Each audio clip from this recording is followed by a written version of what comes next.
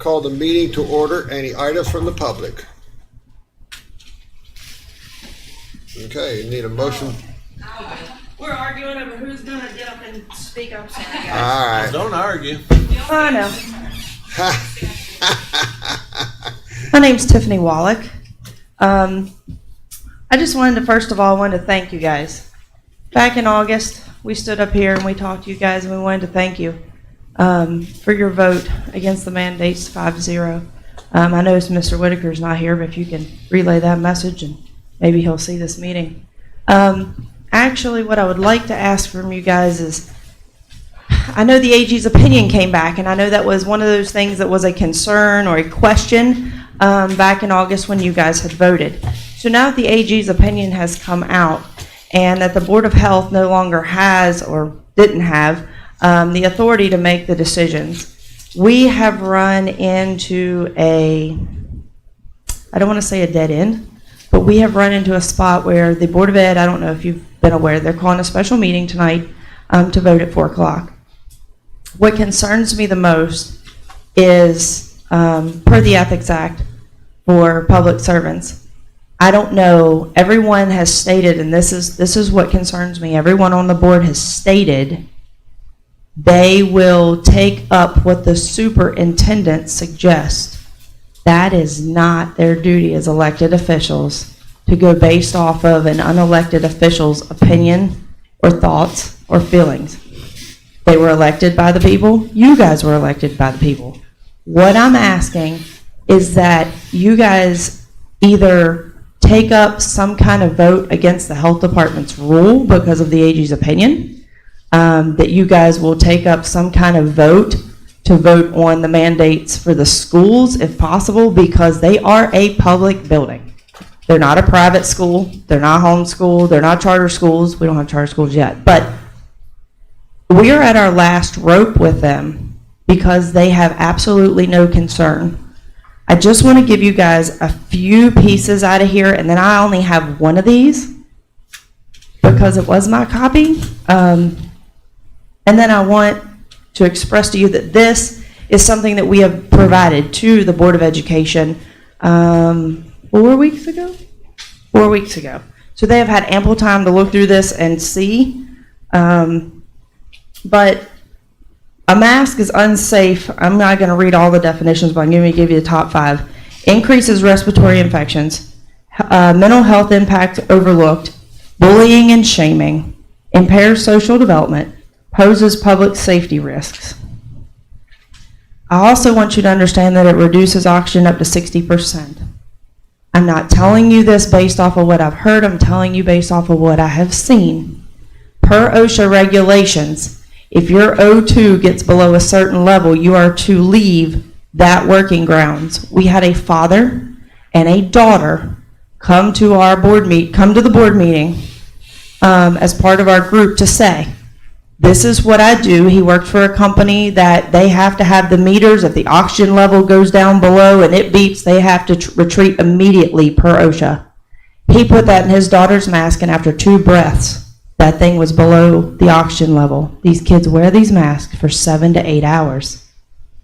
My children have told me, because one of them works, she's 17.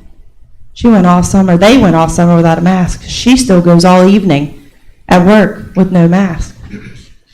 She has told me that going to school feels like prison. At what point do our children feel that going to school is like prison? That is ridiculous.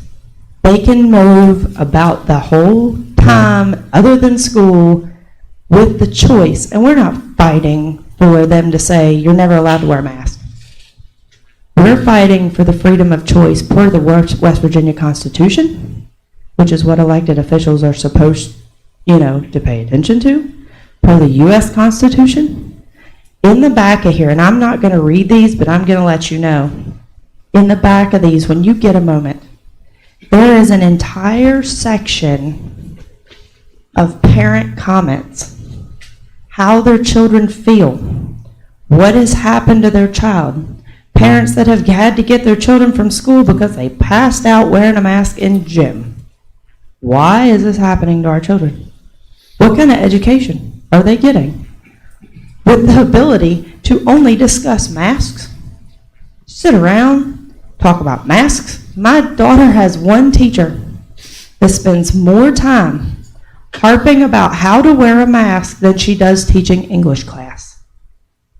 As a senior in high school, she is not getting that last year of education because she legitimately has heard nothing but the bell ring, a few things on the Chromebook, because they hardly take paper anymore. And this is evolving into a problem that will never end if we do not put our foot down and do something. The one thing that I would like to bring to your attention is that we don't know where to go from here, and we're running out of time. I'm not going to lie to you. I'm not going to beg you.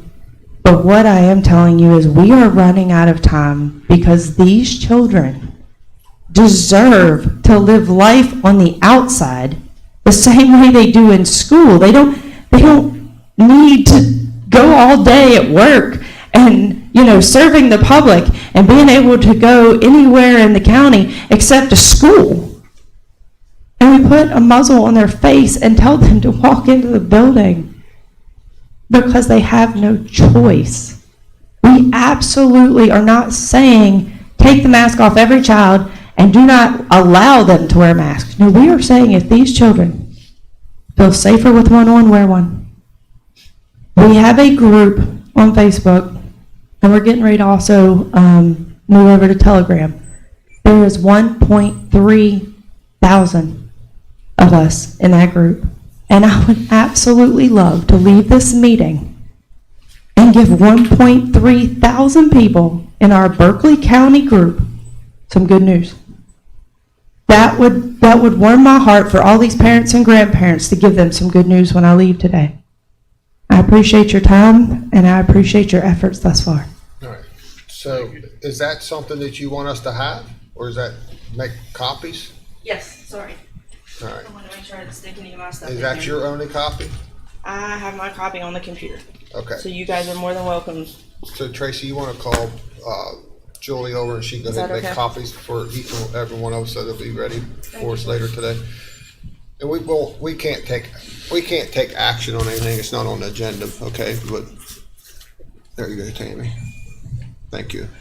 And I believe there's a whole process that has to happen if we take action against a ruling that the health department has made.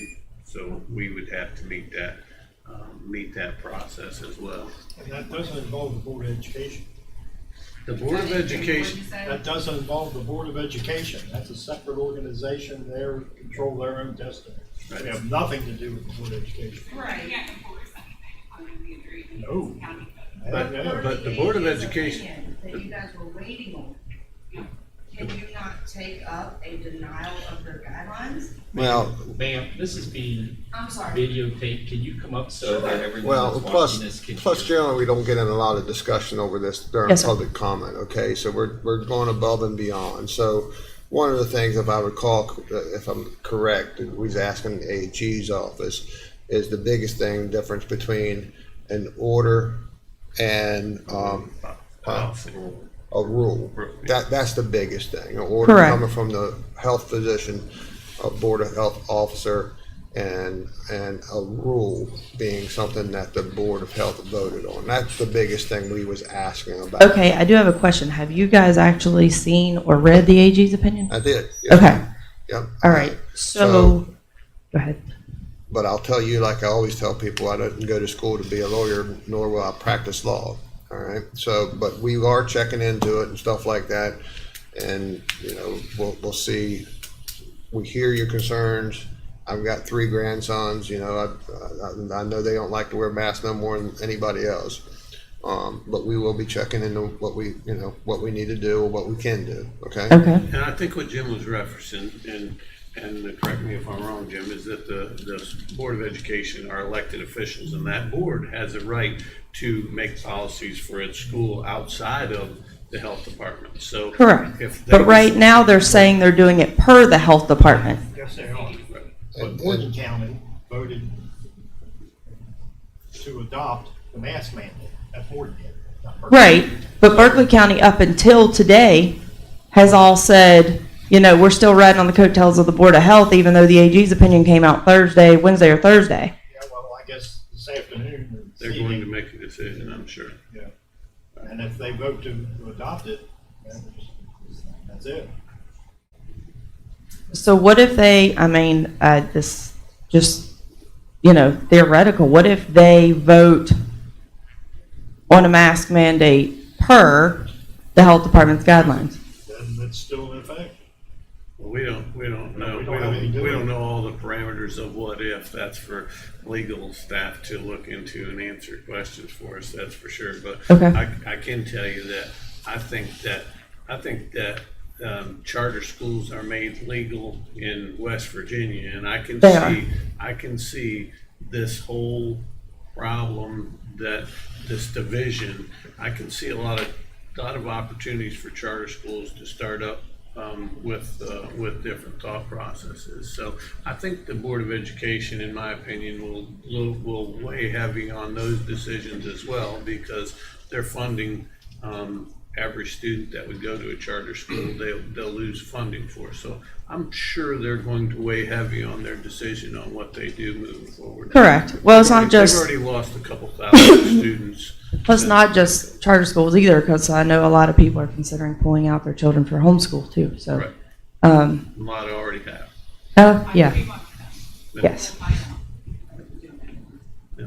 So we really need to wait, in my opinion, until the Board of Education does what they're going to do and let them do their job. And then after that, we'll probably have a conversation about what happens at that point. Okay. Thank you, guys. All right, thank you. Anyone else? All right, I'm gonna ask for someone to modify the agenda and pull the MS4 stuff out at 12 o'clock. Need a motion to approve the agenda. Mr. President, I'll make a motion to approve the agenda with the modification of removing the MS4 discussion. All right, we have a motion on the floor and a second. Any discussion on the motion? If not, all in favor say aye. Aye. Anyone opposed? The motion carries. Purchase order. Any questions for Tracy on the purchase order? Mr. President, if I may just point out a couple things. You'll see that some of the smaller agencies, and it's actually on the first couple of pages of the purchase order, Meals on Wheels, Main Street, Martinsburg, et cetera, rather than give them their allocations quarterly, we thought they could benefit from having that money up front. So you'll see that in some of the allocations to the agencies that are fairly small, we're just making those all at one time as part of their first quarter distribution, and that way they'll have So for the whole year or just? for the whole year. For example, Main Street Martinsburg Right. gets their full $10,000. Okay, So, all right. the other thing I want to point out on the very last page, the very last entry in the purchase order log, last week you did approve special allocations, Parks and Recreation, in the amount of I've seen that. $15,366. Yep. For the completion of the playground equipment at Courthouse Farm. That I did promise Parks that it would be on this week's purchase order. Yep. It is. That's- Also want to remind the council that they are having the dedication of that Parks equipment next Friday, the 15th. You should have all gotten an invitation by now to that dedication. That's all. All right, any questions on the purchase order other than that? All right, no internal budget revision. We have a change in statuses. We have a new hire recommendation received from Tim Zide, Director of Community Corrections, for the following: Jane Henderson as a peer recovery coach with an annual salary of $37,509 effective October the 12th, 2021. Aaron Hackett as a therapist 2 with an annual salary of $56,196 effective October 12th, 2021. Sherry Ruffner as a peer recovery coach with an annual salary of $37,509 effective October 19th, 2021. Dylan Hess as a peer recovery coach with an annual salary of $37,509 effective October 12th, 2021. Julie Lipscomb McDaniel as a peer recovery coach with an annual salary of $37,509, effective October 18th, 2021. Candace, all right, help me with that one, huh? Bowling Green. Bowling Green as a peer recovery coach with an annual salary of $37,509, effective October 25th, 2021. Randall McQuaid as a home confinement office with an annual salary of $37,509, effective October 12th, 2021. Greg Orlando as a part-time driver with an hourly rate of $15.50, effective October 12th, 2021. A letter of resignation received from the assessor's office for Joshua Horton, effective October 1st, 2021. Any questions on change of status? We built them a new building, you hire all them new employees. Well, we actually have 7 peer recovery coach vacancies Right. through resignation and some additional grants that we've gotten. So this backfills 5 of the 7, and the therapist is actually the addition that the council authorized through the HIDA grant that we just received. So That was the full-time one that we it did. is, yes. Well, 7 months ago, we authorized that, didn't we? That has been that long ago, but yeah, it took us a while to find someone that, I had to recruit. yes. All right.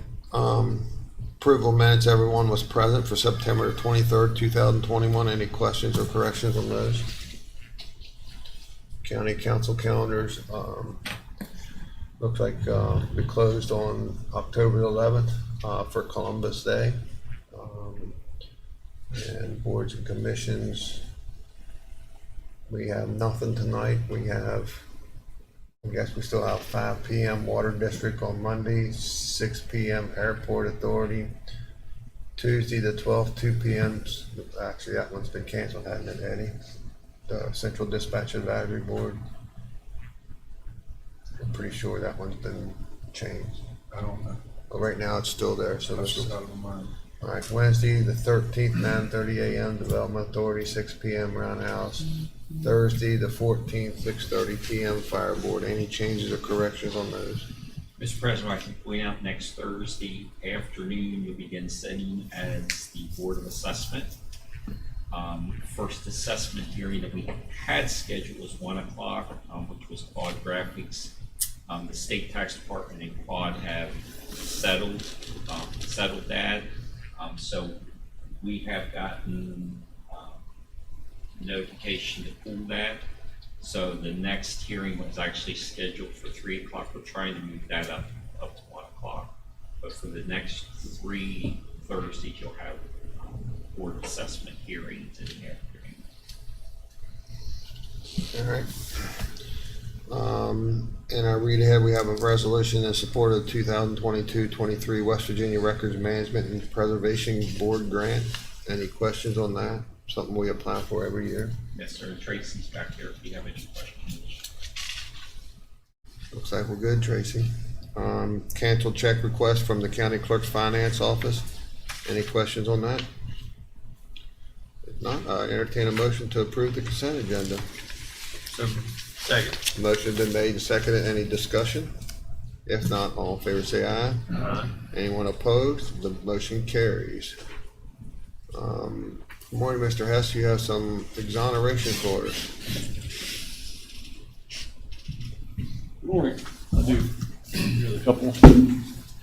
First one's, we have 2 taxpayer error. We had to bring to you this morning. And for the reasons listed there, they didn't mark off the vehicles or the double assessed in themselves in Jefferson County and Berkeley County. So they'll just have those 2 taxpayer errors, totals up to $261.77. Entertain a motion on 2 personal tax exoneration due to taxpayer error. Mr. President, I move adopt the 2 tax exonerations for taxpayer error amount of $261.77. To approve. Second. To approve. Approved. All right. Motion been made and seconded. Any discussion? If not, all in favor say aye. Ones that opposed, nay. All right. Motion failed. Do have taxpayer error, for office error, personal property. We have 5 for the reasons that's listed there, and those 5 total up to $936.96. Entertain a motion on the 5 personal tax exoneration due to office error. So moved. Motion been made, seconded. Any discussion? If not, all in favor say aye. Aye. Anyone opposed? The motion carries. Okay, good. Thank you. I do have real estate office error. We have to bring over 4 of them. The first 3 you see for Fountainhead Strategies LLC. I brought those over last week. I was You gonna guys say, did we already those seen last it. week, remember? Mhm. They had the wrong, the only thing we're trying to correct today is for the tax office, that we had the wrong tax year listed on that. It was 2019, so we changed it to 2020, so because it has different ticket numbers when you go from year to year.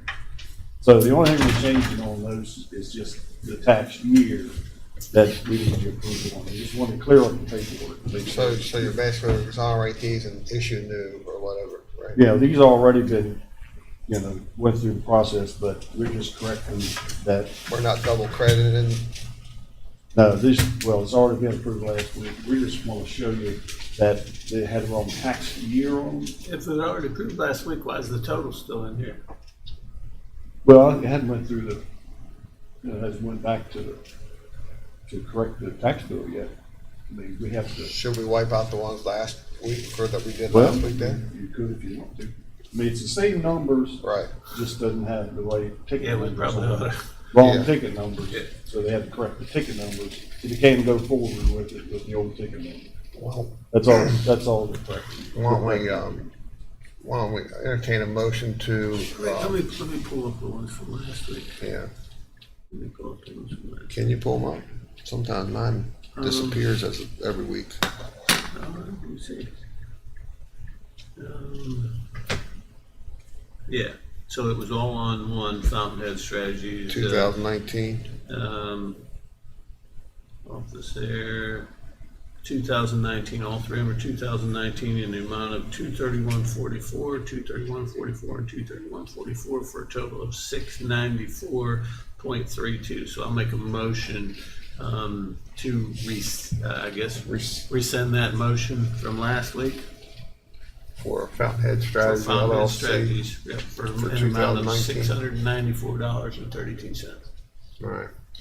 Motion been made to remove the exoneration on Fountainhead Strategies from last week on 2020. Do I have a second? Second. Any discussion on that? If not, all in favor say aye. Aye. Anyone opposed? The motion carries. All right, I'll make a Mr. motion to approve the current office air in the amount of $2,863.20. We have a motion on the floor. We have a second. Any discussion? If not, all in favor say aye. Aye. Anyone opposed? The motion carries. Good. Thank you, sir. All right, thank you. Board and meeting reports, Mr. Barnhart. Well, thank you, Mr. President. Of course, we had last week, so I'm supposed to give, I'll just keep it short. The Local Government Advisory Committee met by Zoom, and we went over several things, but one thing that was interesting was a fellow from Susquehanna Drainage of the Chesapeake Bay was indicating he was having a problem with drainage off of 81 flooding out several properties. And I said, yes, I can feel for you because we have the same thing. So we indicated that they could maybe have that as an agenda item in a future meeting. So that was promising. Also had the Public Service Water District last week.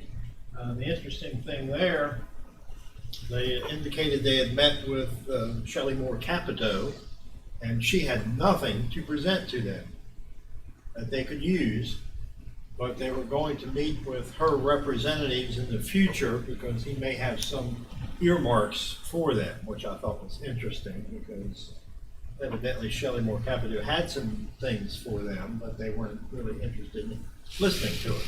Actually, I think Shelley Moore Capito even told them that she would help, her staff would help guide them through the process to Yeah. try to get the money.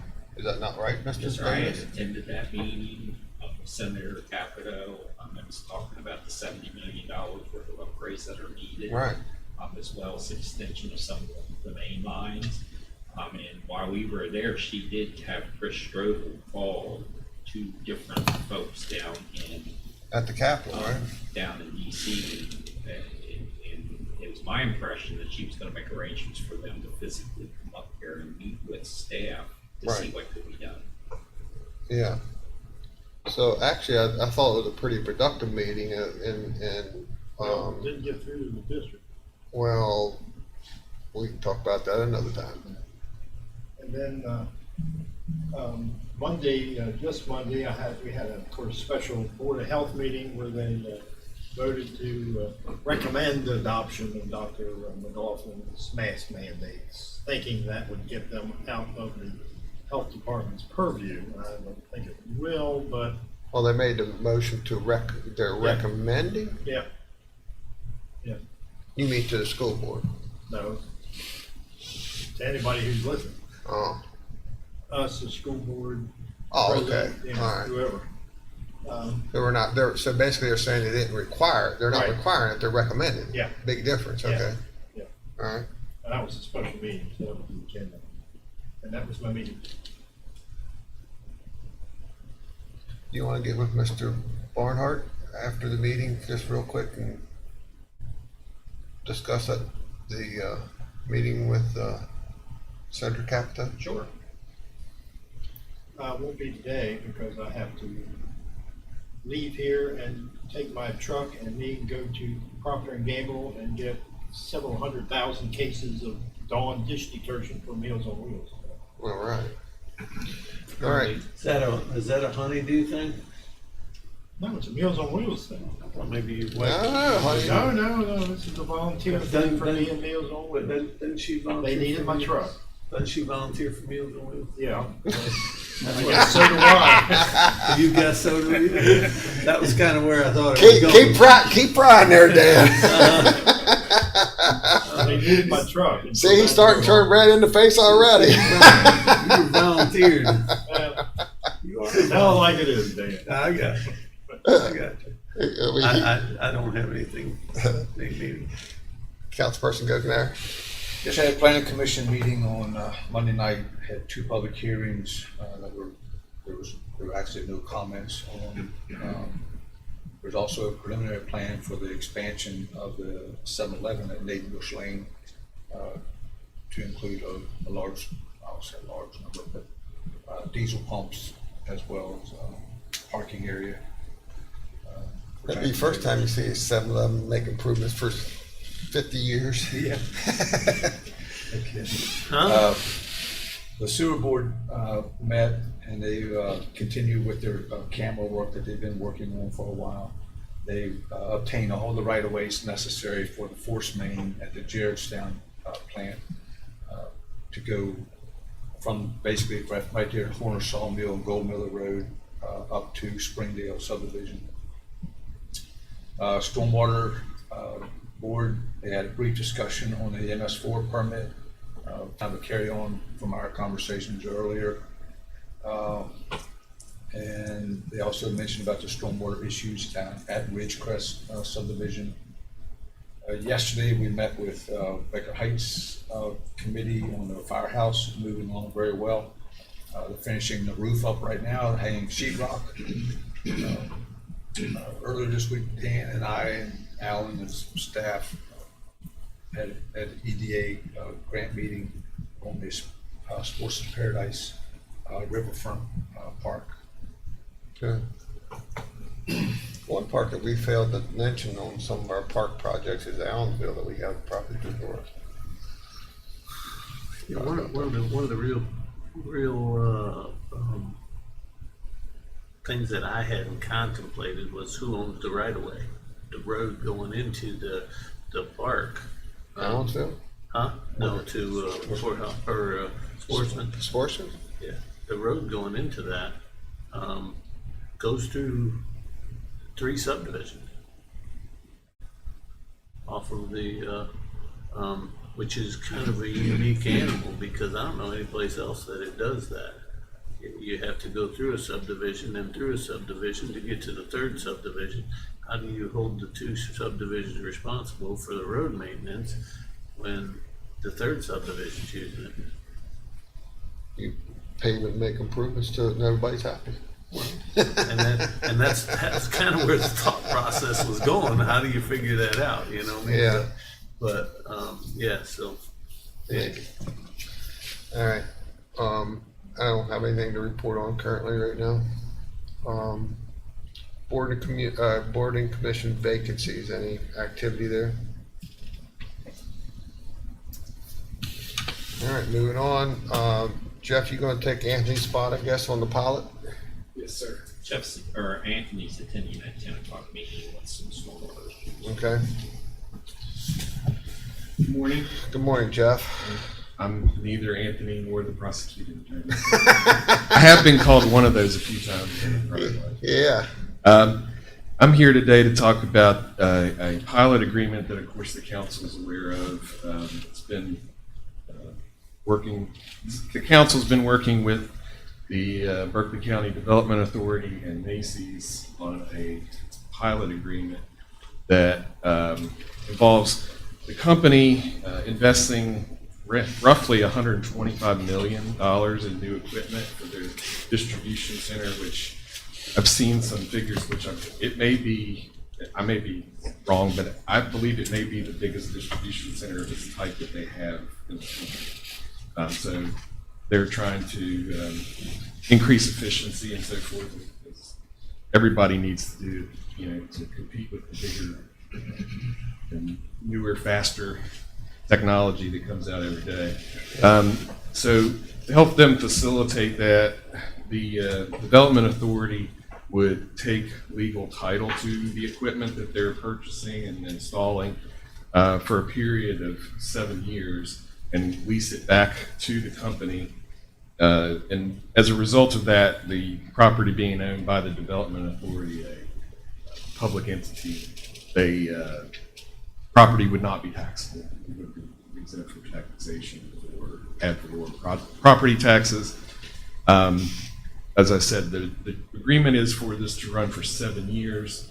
And in terms of a payment in lieu of taxes, the company would contribute a payment of $750,000 to the Berkeley County Council over the first 2 years, divided evenly as 2021, 2022, that would go to the Quality of Life Fund that the County Council has to be used for such things as parks. One of the reasons, and I'll pull Sandy up, she can talk a little bit later here, a little bit, and correct me if I'm wrong, but I'm thinking one of the things that why it's so important for us to do this, we have a huge amount of people that's closing retail and doing distributions and stuff like this because everybody's ordering online. And, for Macy's to stay competitive, that have decided to locate in West Virginia, but not even furthermore here in Berkeley County to be competitive. So it's important for us to make sure that they stay as a fixture here to us in Berkeley County and carry on business. Yes, that's correct. And like you said, you mentioned that you got to be competitive with everybody else that's out there, and you've got Amazons and Walmarts and all the others that are constantly updating their technology. You can't left behind, or you end up in a bad spot. That's essentially the terms of the agreement. It is a separate agreement from the prior pilot that is in place with Macy's. The employment figures that are in that prior agreement are still in effect. The length of time of that prior agreement is still in effect, and I believe will coincide with the remainder of that agreement will coincide with these 7 years. Correct. Yeah, this pilot will expire at the same time the original pilot Right. does. Which they've already started to pay taxes on the original pilot. Correct, and it does not modify the payments of the original pilot that we've started to receive Right. 3 years ago. And if I'm not mistaken, they've already sent the first check. Yeah, I just want to point out to the council that we did receive the first quality of life payment from Macy's last Friday in the amount of $375,000, which has already been deposited into a separate revenue account, which now brings that balance up to $2,954,505. So they're, Okay. Macy's is aware that we were making this public Today. approval today, and they're okay with it. I think it's my understanding they're going to do a news release concurrent to this. And the Board of Education was also made aware that this will become public today, and they plan on acting, giving their formal blessing to it mid-October. Okay. It's my understanding, Sandy, that Sandy, you want to come on up, please? their intent is to automate all their distribution centers. This is by far their busiest, but not their only. And they were looking for a place to kind of do the beta testing for this automation, and decided that they were going to try it here first. Is that? Well, the best place in the world to do it, There you right? go. I mean, so yeah, it's cutting edge technology that I think is nothing but a win-win for our community and for Macy's, and that we're going to have the investment made here, which certainly just further cements their presence in our community, but it's not going to overly tax our workforce, which is really critical at this time as we work with other businesses and new businesses coming in. They've assured me there will be no jobs lost due to this technology, but certainly they're not going to be looking to hire several hundred people that could potentially cause a problem. Well, under the old pilot, I mean, I think it was 800 people they were going to employ? Well, Yeah. actually, it was 600? I have the original Yeah, here. I think it was even less. I think So, it was around and they're 600. way over that. Yeah, I mean, they've peaked doubled, their- tripled that. Their 600, projections. yeah. I think Right. it's 600, yeah. Yeah, Yeah, and at peak, they're over 5,000. right. All right. The original pilot said years 7 to 9, 400, years 10 to 12, 500 FTEs, full-time equivalents, in years 13 to 15, which is the very end of the pilot, 600 FTEs. Mhm. So they're well above that. Yeah. Well, and they're as I'd mentioned early on when we were having these discussions, that they do a lot of things for the community behind the scenes that's not necessarily made public.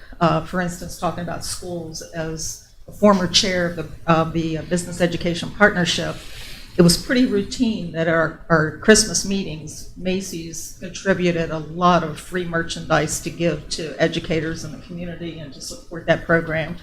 I know they've assisted Meals on Wheels and various nonprofits in the community, but they do it out of a heart for the community, and I haven't seen that they've necessarily looked for press for that. So they're a great community partner.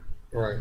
We've seen a large, huge, enormous support during the whole COVID from the factories and businesses in our community Yes, absolutely. as a whole. All right. Thank Thank you. Thank you. This hasn't been voted on at the development authority, has it? Yes, Did sir. we do it already? About 2 months ago. Okay.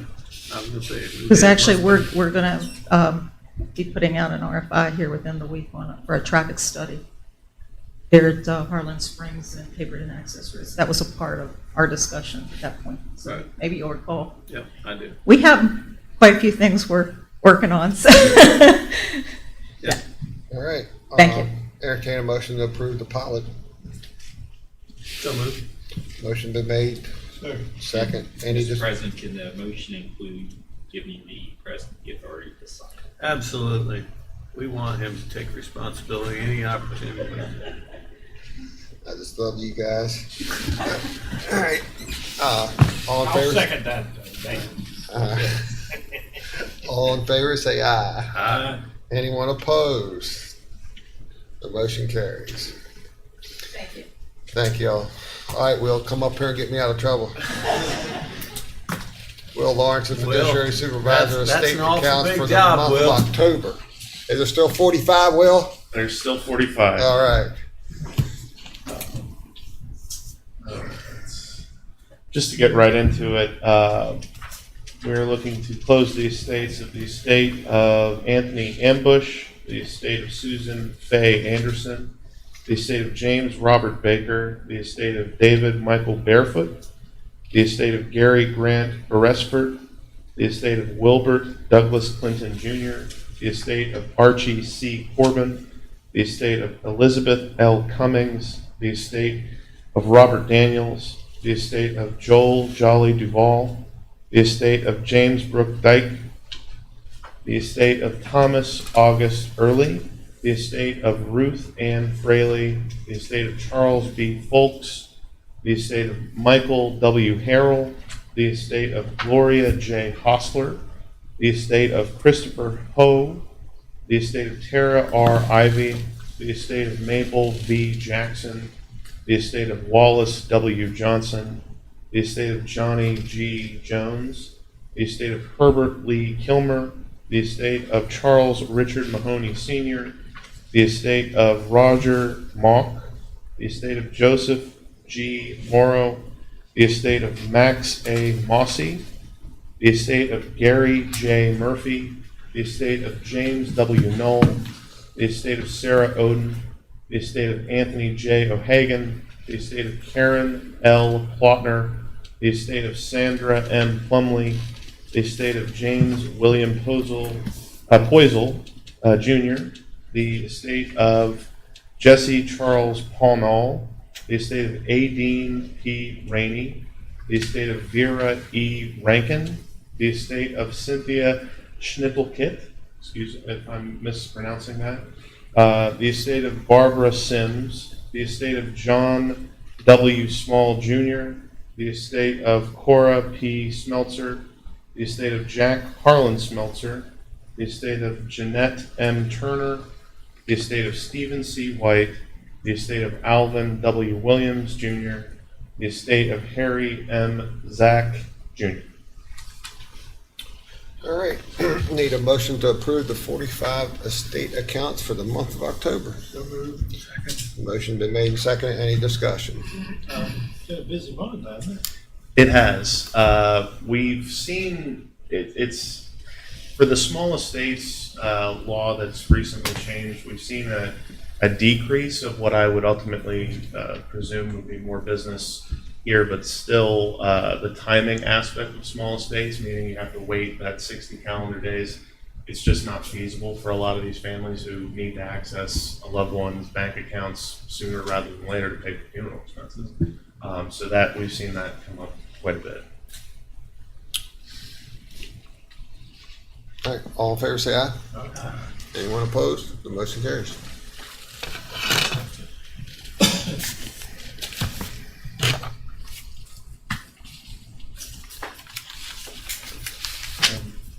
Mr. Davis, do we want to go ahead and schedule those two? Yes, sir. According to your read ahead, you have two estate hearings that need to be scheduled. I do, sir. The estate of Gerald S. Nelson, we've scheduled for Thursday, November 4th at 11 a.m. And the estate of Sarah K. Goff, we've scheduled for the same day at 11:15 a.m. That work? That works fine. Thank you.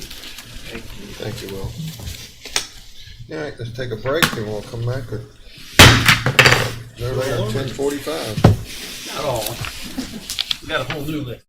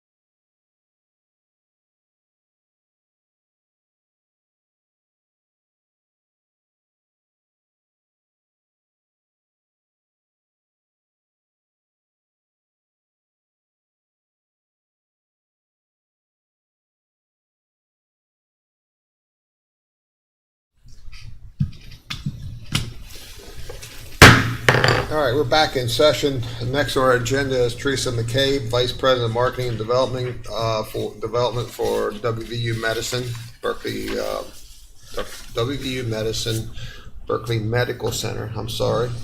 Proclamation for Breast Cancer Awareness Month. Good morning. Thanks for having us. I brought Kayla, who's our breast care navigator in our Okay. cancer center. So Well- she can speak to some of the specific questions you may have about mammography. All right, good to have you. So would you like me to read the proclamation? I'm sorry, I would. That's fine. was I'll be waiting. happy to. All right. So this is a proclamation, West Virginia Breast Cancer Awareness Day and Breast Cancer Awareness Month, October 2021. Whereas in 2021, an estimated 1,470 West Virginia women will be diagnosed with breast cancer, and approximately 290 will die from the disease. And whereas breast cancer continues to be a leading cause of cancer-related deaths among West Virginia women, and whereas a woman has about a 1 in 8 chance of developing breast cancer in her lifetime, and a 1 in 39 chance of dying from the disease. And whereas currently the best method to reduce deaths due to breast cancer is through early detection of the disease. Whereas women aged 50 to 74 should have a mammogram every year, and whereas women ages 40 to 49 should talk with their healthcare provider about the screening schedule. And whereas clinical breast exams by a physician or nurse are recommended every 3 years for women in their 20s and 30s, and every year for women 40 and over. And whereas clinical breast exams, self-breast exams, and mammograms can save lives, women should talk to their healthcare provider about their individual screening schedule. And whereas the Berkeley County Council recognizes that early detection and the importance of life-saving practices noted can save lives, now therefore be it resolved that the Berkeley County Council does hereby proclaim October 4th, 2021 as West Virginia Breast Cancer Awareness Day and the month of October 2021 as Breast Cancer Awareness Month. The Berkeley County Council urges all Berkeley County women to become aware that they are at risk for developing breast cancer and to discuss screening with their healthcare providers. Thank you, Teresa. Before we get into some discussion, I entertain a motion to adopt the proclamation. So moved. Motion been made and seconded. Any discussion? If not, all in favor say aye. Aye. Anyone opposed? Now we can start talking about this. We usually have a good conversation every year and how important it is to detect breast cancer, and still haven't been successful getting my wife to do it. Oh, no. Every year we have this discussion. I know. And according to the proclamation, my daughter should have already had it done too. So, and I talked to both of them, but it is very important. It's curable. That's the thing. It is. I think I'll turn it over to Kayla here to talk a little bit about that. So as Teresa said, so as Teresa said, I am the breast cancer navigator at the cancer center. So my job in a nutshell is to take a woman or a man from diagnosis to survivorship. Breast cancer is an all-encompassing diagnosis with a lot of moving parts. So there are a lot of steps. There's biopsy, diagnosis, medical oncology, radiation oncology, chemotherapy, and then our goal is obviously survivorship. So my job is to make sure that we can get through that process in a seamless fashion, and that all questions and concerns are answered along the way, and that proper treatment is maintained. Is survivorship more now than it was 10 years ago? Definitely. Yes, definitely. Because of awareness, right? Exactly. So awareness, mammograms, self-breast exams, catching it early. Unfortunately, we do still live in an area where there is a lot of fear and the mindset of I'd rather not know. So there are a lot of women that choose to not get mammograms or screenings, and then you run the risk of obviously finding something later, and the later you find it, the harder it is to cure, but it is still possible. So our goal is screening and catching things early. This year, so far we have seen about 156 abnormal mammograms. We've obviously done way more mammograms than that have been normal, but 156 abnormals that have required follow-up, and out of those 156 abnormals, 37 of them have been diagnosed as cancers. So by screening mammograms, we have called that. The hospital also this month, every Saturday in October, is offering discounted mammograms for women in the area. So it's a flat cost of $60. So if insurance is an issue or cost, there is that option.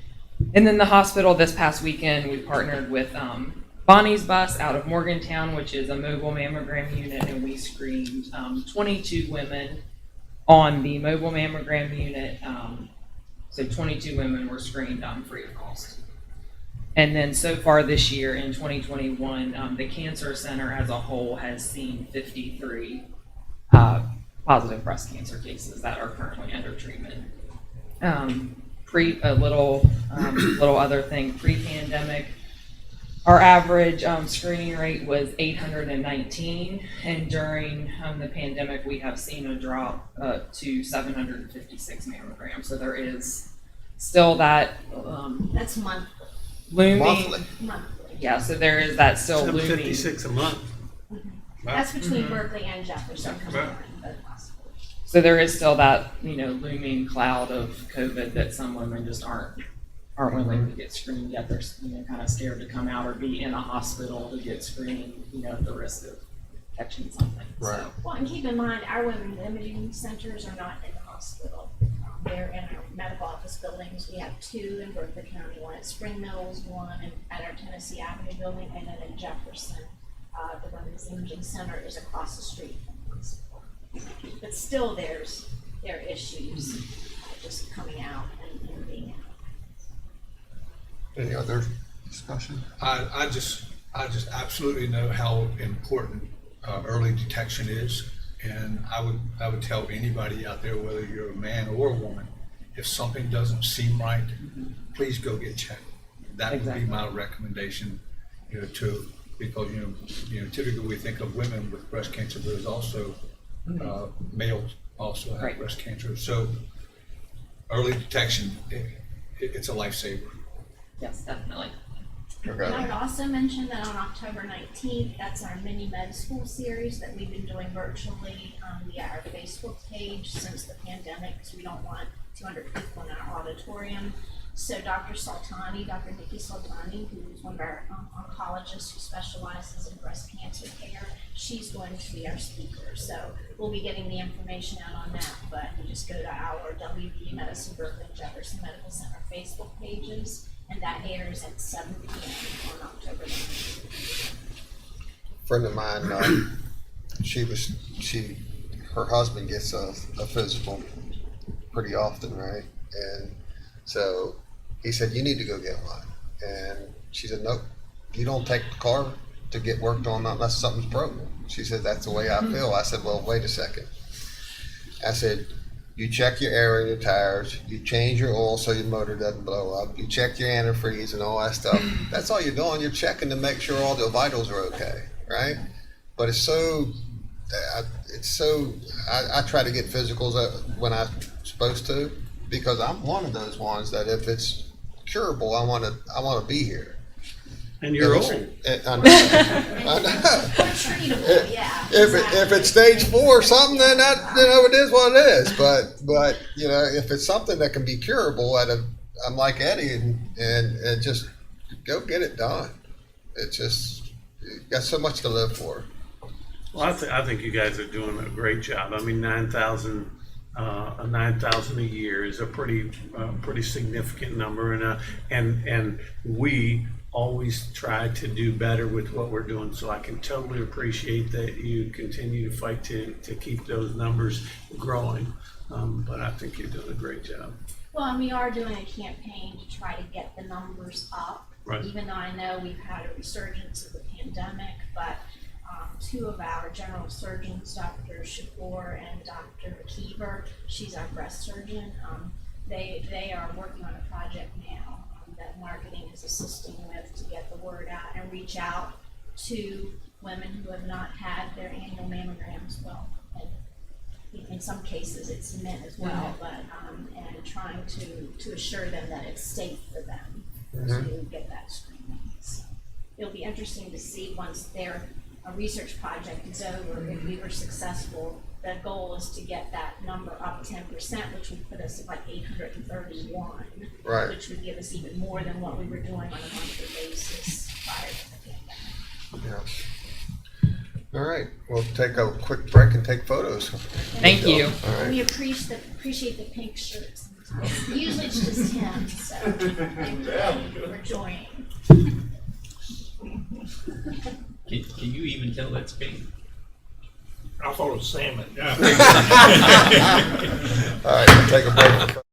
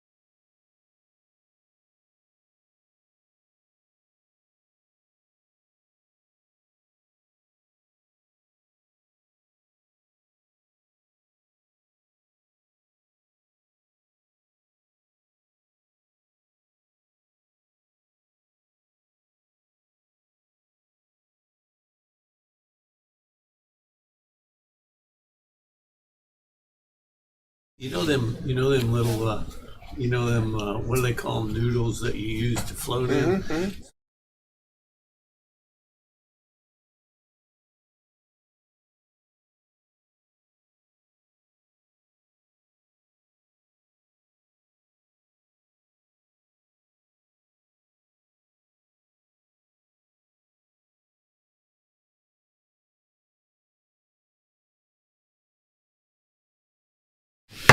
I was thinking about you when I thought that. Yeah, I figure it was. All right, we're back in session. Next on our agenda is Will Lawrence as fiduciary supervisor, a state hearing for the state of Harry W. Yo. Yes, thank you, council. I know how much you enjoy seeing me multiple times a day. It's been great, Will. We're looking forward to seeing you more often. Absolutely. Well, you'd be one of one. So today we are going to, or at least I'm going to proffer a vote for approval of the fiduciary commissioner report for the estate of Harry W. Yo, presented by the commissioner of record in this case, Mr. Frank Hill. This estate has a vast and convoluted history. The level of such depths I will leave to Mr. Hill's judgment, and possibly, I notice Mr. Hallam also is here in the council chambers today. Suffice to say, this estate originates from 2003. An appraisement for this estate was filed in 2004. In 2005, an interim settlement was accepted by this council. Same was granted in 2007 and 2009. During this span, the market nearly plunged our country into a state of depression. This estate is one of many entities affected by such crisis. Lawsuits were filed and dismissed, personal representatives were removed, and a commissioner was ultimately appointed by my predecessor in 2015. And with that, I ask said commissioner, Mr. Hill, to present his report to council.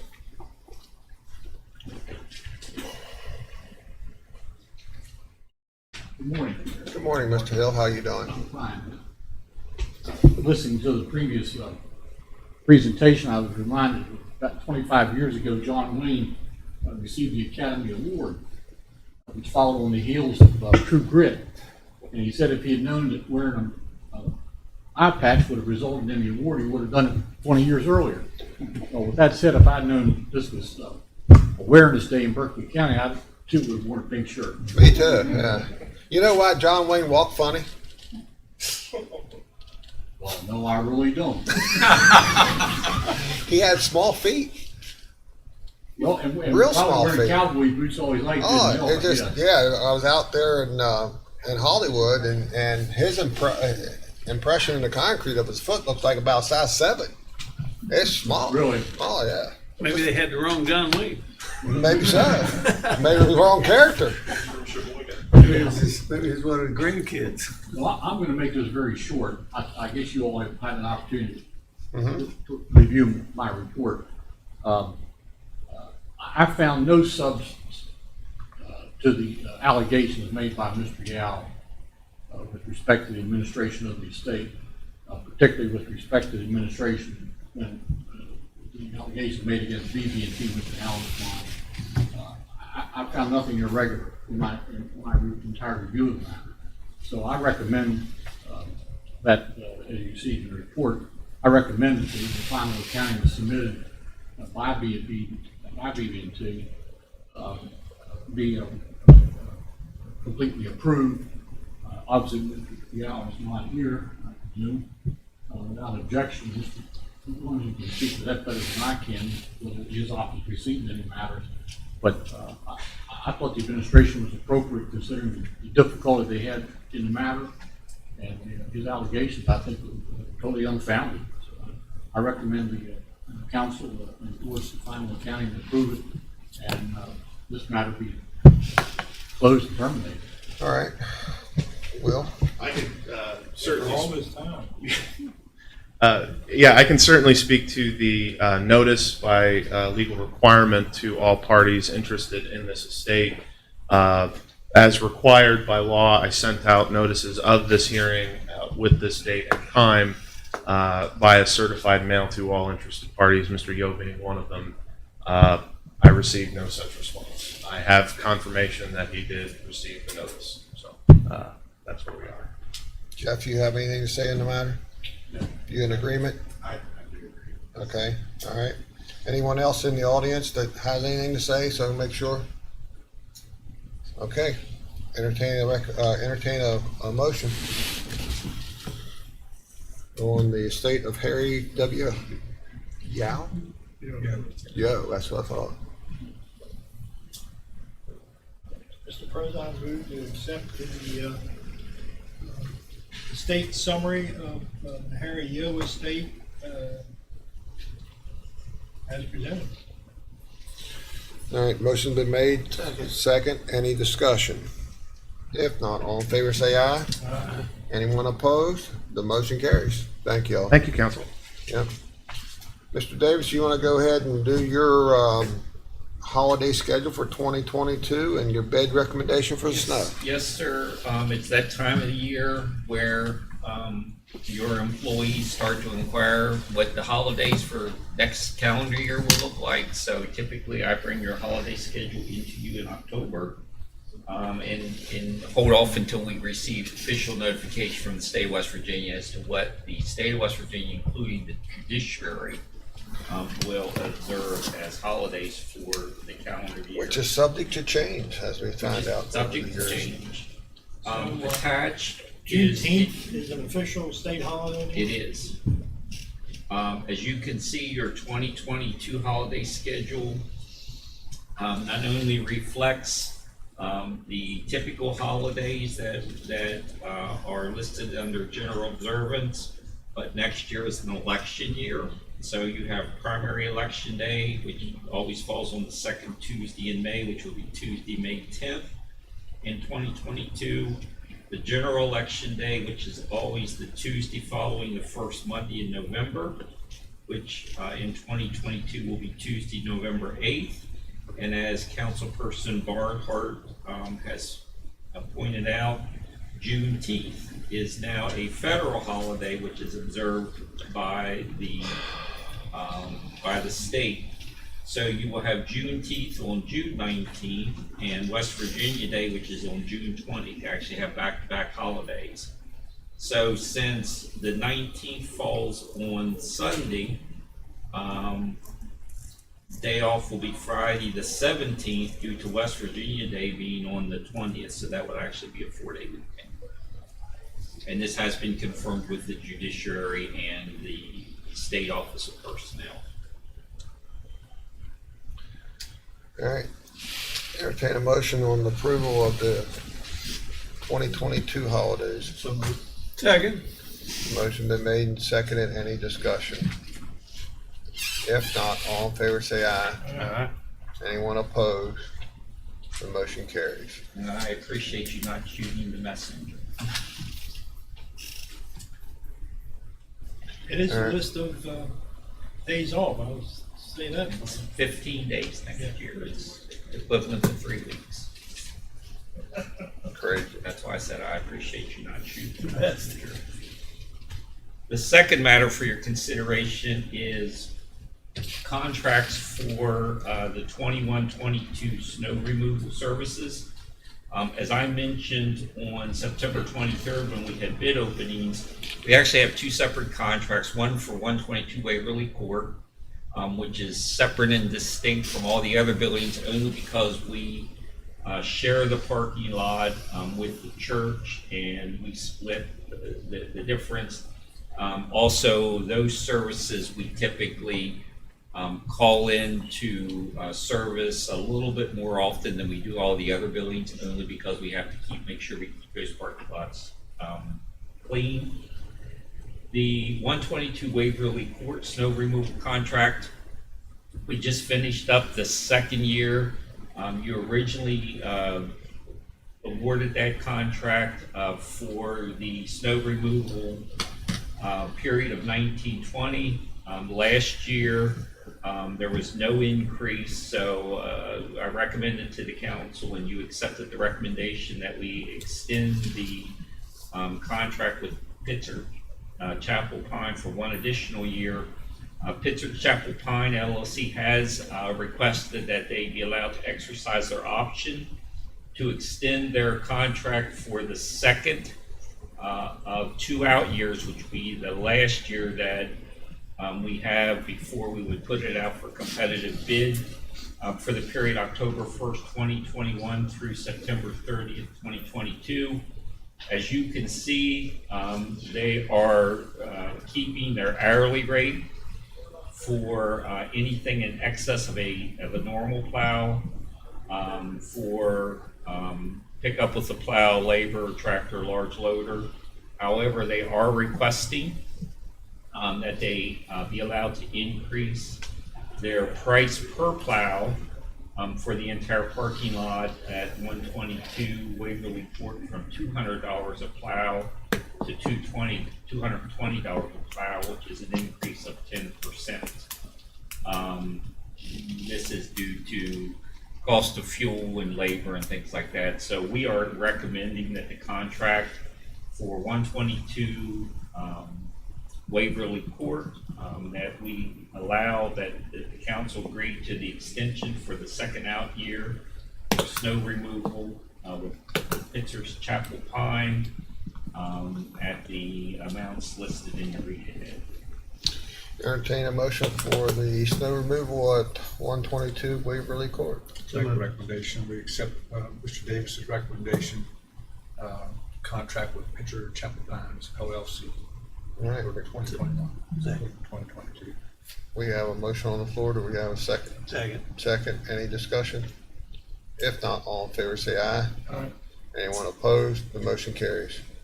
The second contract recommendation for your consideration would be snow removal for all other sites not including 122 Waverly Court. As you know, on Thursday, September 23rd, we did open bids for snow removal services. As in the past, we only received 1 bid. That was from ENR Mowing and Landscaping of Martinsburg. They have been the incumbent snow removal contractor for at least the last 3 seasons.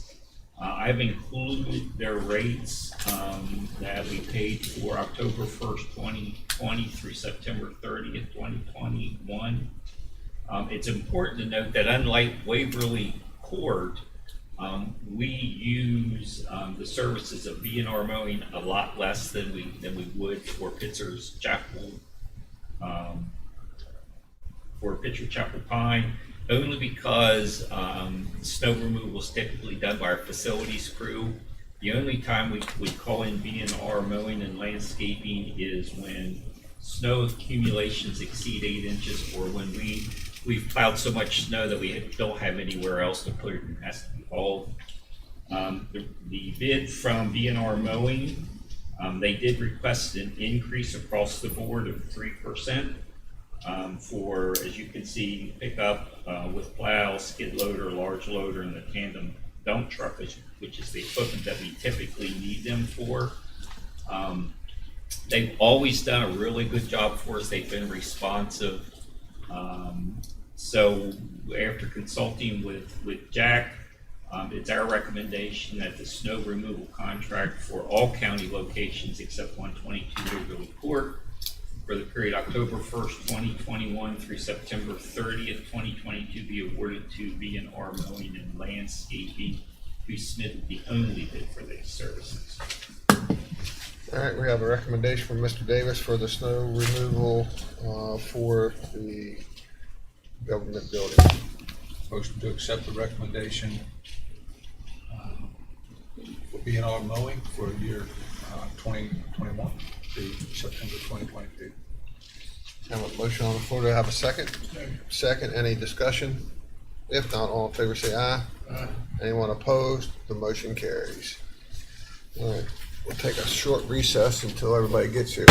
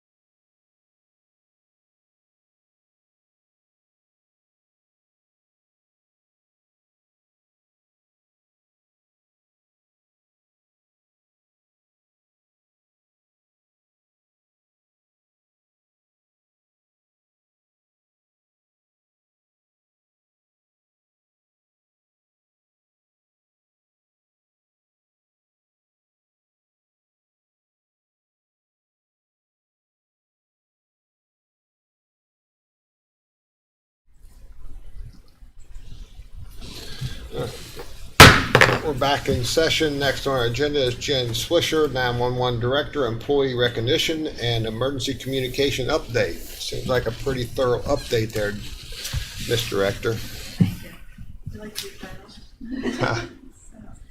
If I could start first with the employee recognition. We have 2 employees and one that helped, a trainer. So we'll start with on the 28th of June. I'm going to go ahead and I'm going to ask Katie McQuaid and Carolyn Smith to come up here to be with me, and Paula to come on up with me. On the 28th of June, the trainee, now a call taker, answered a 911 call at 8:18 p.m. The caller reported that his wife was in active labor. Call taker McQuaid quickly began processing the call, and in 10 short minutes later, the mother had given birth to a bouncing baby boy. Katie continued to provide pre-arrival instructions and stayed on the phone with the caller until paramedics arrived 10 minutes after that.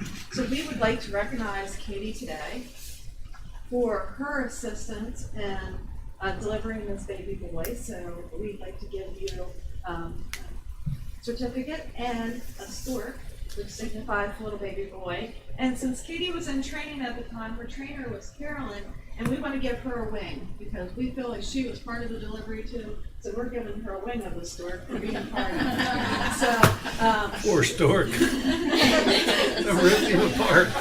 So we wanted to congratulate the 2 of them.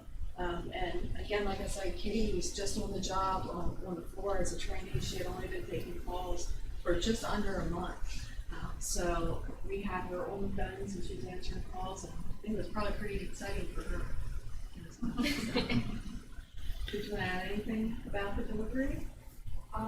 It was really, really exciting. I was really nervous when the first thing he said to me when I answered the phone was, "My wife is in labor and I don't think she's gonna make it to the hospital." And I got really nervous, but Carolyn. You didn't let that show though, did you? I'm sorry. You stayed calm. You might have been nervous, but you stayed calm. You didn't let it show, right? I felt really nervous, but apparently I was told that I did okay. So, Yeah. It was really She good. did so good, and as a matter of fact, that her call is being used for training purposes. I was gonna say, did you not go back and listen to yourself? I didn't. I was a little too scared to do that. Yeah. Yeah. Some little fellow's very proud of you. You know, that newborn Definitely baby. a good feeling, and when I heard the baby cry on the phone, that was incredible. It was really cool. Good. Thank you very much. That's great. That's great that you acknowledge those types of things, because I'm sure there's a lot of things that don't go well that you have to deal with, and you know, it's amazing to have those type of things happen as well. So. It certainly is, and we've seen definitely during COVID, we've seen an uptick in the babies that were delivered over the phone. So this is unusual how many babies. I think since I've been here this last year, there's probably been 6 total, which is very. Is that right? Nobody wants to go to the hospital. That might be it. I don't know. What do you need to for if you got somebody going to help you with it there? They're trained, you know, again, it's amazing that in a short amount of time, they're on the phone answering calls. And that is a call that can be good or bad. Like, it can go either way. Without their help, you know, it might not be as successful as it's been. So. I'm thinking a lot of you either have a midwife, or a lot of people probably want to have the baby at home. And at the end, you know, I know my daughter was wanting to try to do as much she could on her own, but she finally gave in the last 2 babies and went to the hospital. So I can imagine when you're putting it off that long or that far to where you're right down to the wire and run across these situations. So we just need some girls. They've been all boys. We need some. Because they're stubborn. Uh-huh. You don't know that yet? Come on, Paula. I do want to elaborate a little bit on Katie and Carolyn. I had the opportunity of listening to the call because you know, I wanted to provide Jen with some information in regards to it. And Katie says that she was nervous, and I'm sure she felt it inside, but she never faltered. She sounded like a pro, and she did it so well that I actually did ask our two QA people, Bardana and Angela, if they had listened to it or had heard it, because she did such an amazing job. And Carolyn is right. When they went to conference, they actually took that recording and passed it on to the academy, you know, to consider using it in their training seminars and things. So Katie did an amazing job, amazing job. So I think she deserves another one. Yeah, how much at ease I would think you could make trainers feel if you show them or let them listen to that actually happening a short period after they qualified to do their job and see how well somebody reacts. I think that would give them a whole new perspective on their training and that, you're really going to keep them there until they're ready to do what they can do and you have confidence in them. So Right. yeah, it's a good idea. Yes, definitely is. Okay, I see Melissa Holtzwalla. We call her Missy. So she had the luxury of delivering 2 babies. So we're going to recognize her for both of these. So telecommunicator Melissa Holtzwalla answered a 911 call on Sunday, July 28th at 3:04 a.m. for a female in active labor. The call was just over the Morgan County line, but there was no time to transfer this call over to Morgan County. So Missy went ahead and took hold of handling the call. She had just started giving instructions. 2 minutes into the instructions, the baby was born. So that's pretty quick. So she had to act quickly, provide those pre-arrival instructions. Again, this was another little baby boy. And she stayed on the phone and waited until the paramedics arrived. So there were a lot of instructions until the paramedics arrived on the scene there. On September the 30th at 5:31 a.m., so we're having babies early in the morning, it sounds like, Missy answered another call for a female who had just delivered a baby boy seconds before Missy answered the call. She quickly began to give pre-arrival instructions and give care to both the infant and the mother. She stayed on the phone again, providing those essential pre-arrival instructions and waited till the paramedics arrived. So we are recognizing Missy today for 2 little baby boys, and she's going to get 2 storks to wear. So the story with the storks is they have either a little blue or a little pink kerchief on it, and so that's what designates. They can wear it on their lanyards to show that they have successfully delivered a little baby. So Missy, thank you so very much. Great job. Yep.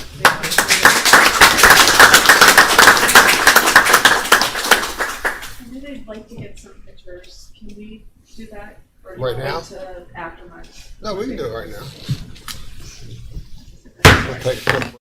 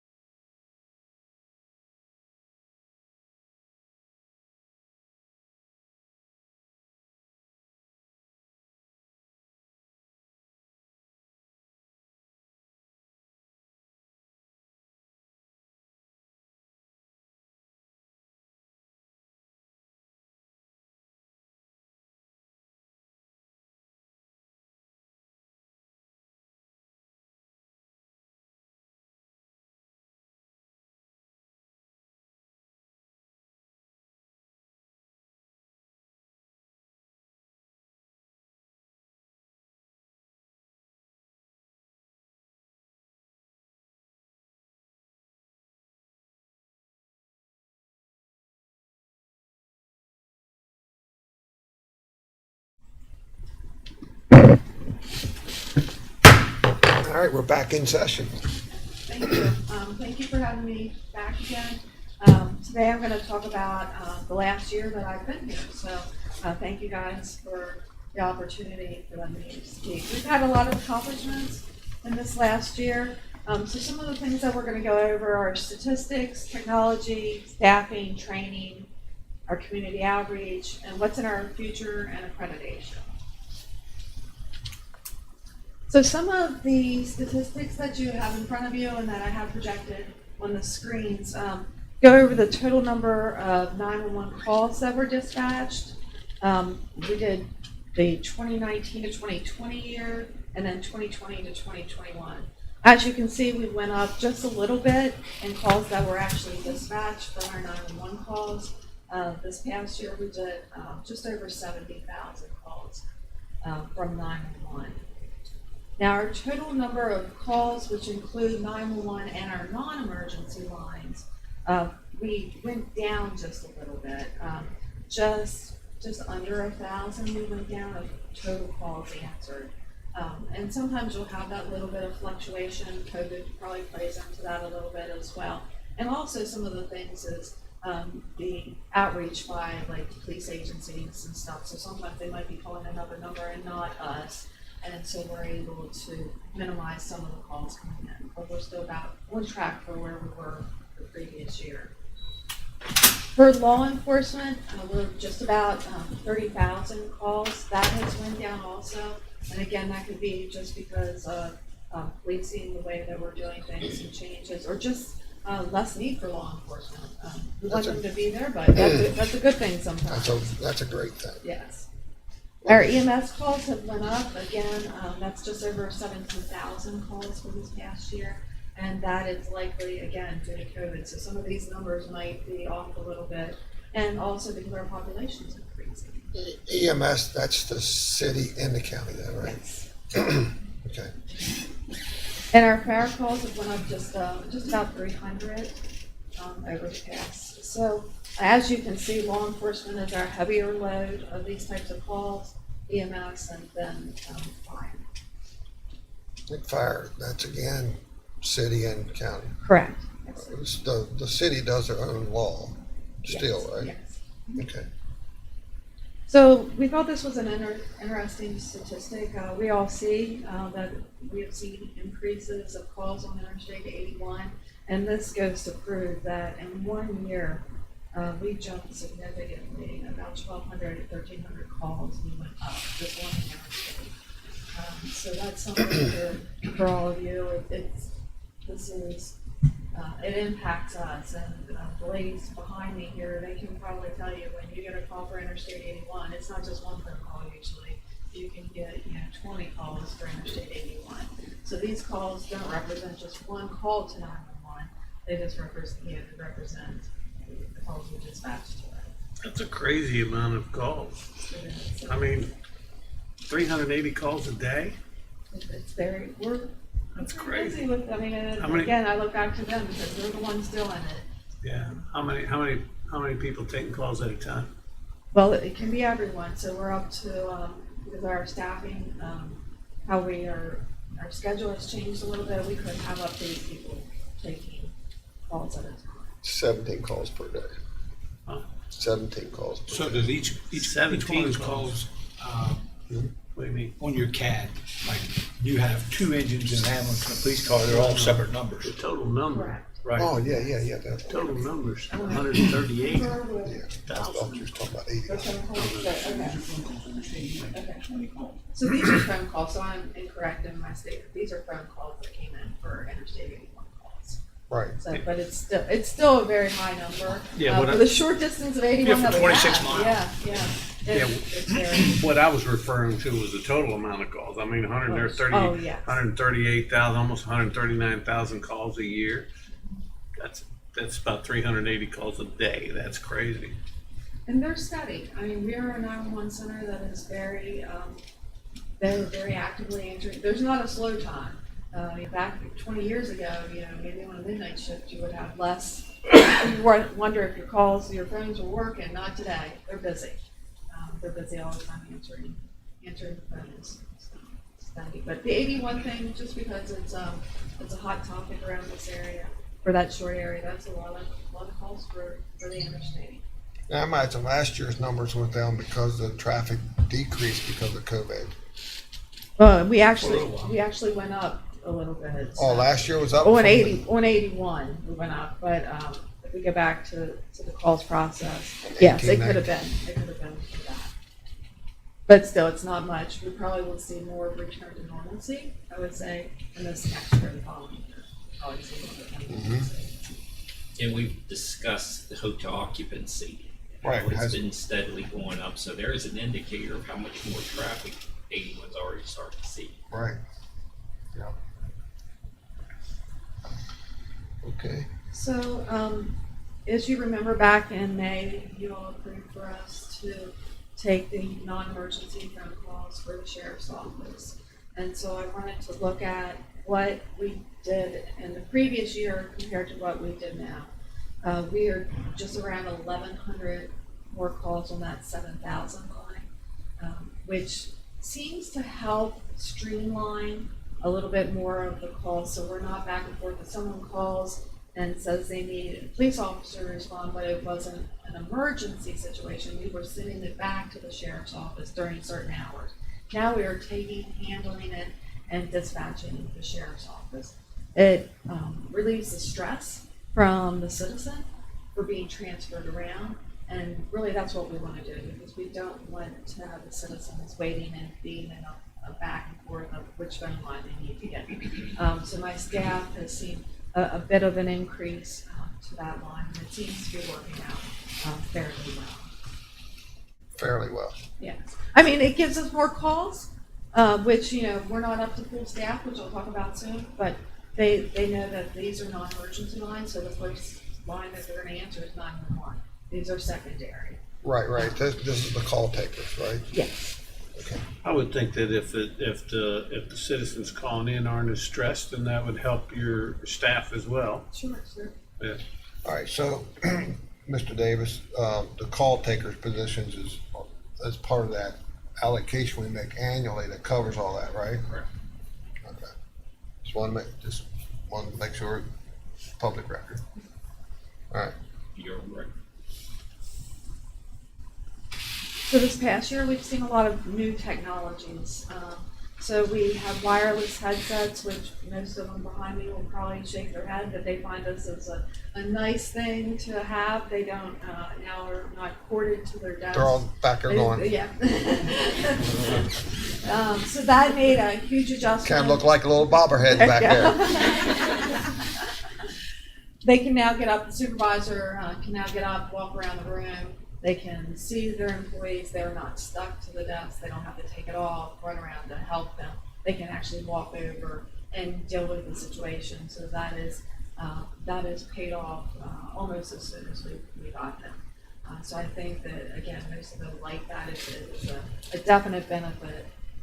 We updated our call processing protocols. They were very out of date. So we updated those. So they are now on the current protocols. The current version, so we were able to do that and get some adjustments to the protocols that were well overdue. We also switched to an on-call staff and administration and paging. When our staff is on call, it now goes through the cell phones, and they don't have to wear a pager or take a pager home with them. It's automatically, they go in, they sign up for it when it's their week, or Paula and I, we have it on our phones, so that we can be contacted. It's much easier to carry your cell phone that you always have with you versus a pager, which Councilman Dugan remembers the pagers. Might still have one, but they were a nice thing to get rid of for us, and this was a plus, I believe, for our staff as well. Paula brought up our quality assurance. So our quality assurance staff, we began using them back in March. We updated and we began utilizing that software. That software had never been utilized, so we updated it dramatically and began utilizing that. And we'll talk about that here in a little bit. We just finished training and installed with Gary and his staff's assistants our new recording software. that has brought us into the next century, and it's much easier to use, and we find that all the staff that have to use it, we're very happy with the software. We also started pre-employment testing software, so that gives us the opportunity to have groups of people come in. We can have up to 10 at a time to test. We went away from the paper testing books, and this is all online, all encompasses, and it's just for dispatching. So that is our testing software. We've included pre-employment psychological testing also with our tests for our pre-employment, and we also are doing our drug screenings.